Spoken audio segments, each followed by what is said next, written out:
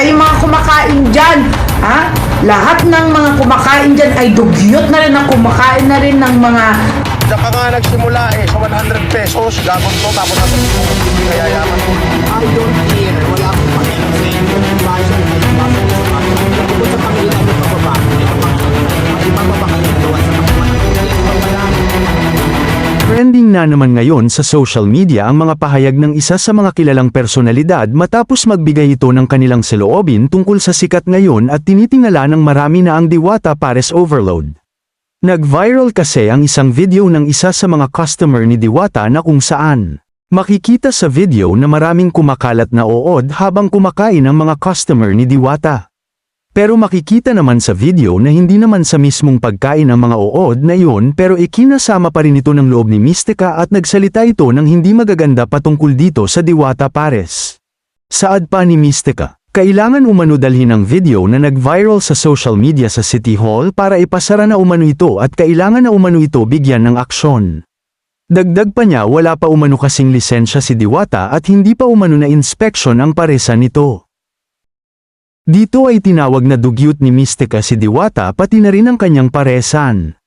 Hindi rin pinalampas ni Mystica at pati na rin ang mga customer na kumakain kay Diwata ay tinawag din itong dugyot. Dito ay nakatanggap ng hindi magagandang komento si Mystica dahil sa pahayag niya.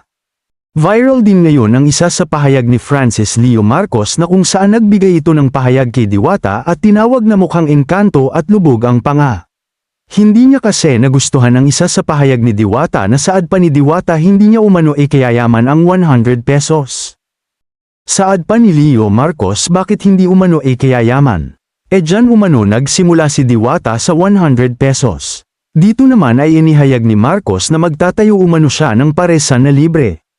Para sa mga netizens, matatandaang kamakailan ay usap-usapan na lumalaki na umano ang ulo ni Diwata. Dahil nga sa kumakalat na video na kung saan makikita sa video na tumataray nga si Diwata sa kanyang mga supporters. Dahil dito dumarami nga ang naging haters ni Diwata ngayon at ang binibigayan ng pansin ngayon. Ang binibigyan ng pansin ngayon ay si Hiwaga. Mapapansin kasi na mas humahaba na nga ang pila ngayon sa paresan ni Hiwaga kumpara nga kay Diwata. Dito ay maraming netizens ang nagsabi na dahil umano ito sa pagiging mataray ni Diwata. Kaya umano ang mas binibigyan ng pansin si Hiwaga. Mababasa din sa mga komento ng mga netizens, ay sana umano ay hindi gagayahin ni Hiwaga si Diwata kung masisikat man ito.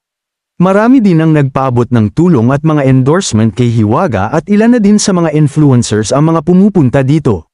Ngayon araw naman ay nagsalita si Hiwaga. Tungkol nga sa mga usap-usapan nakatulong lang siya sa paresan. Dito ay saad niya ay ka-business partner niya umano ang kasama dito.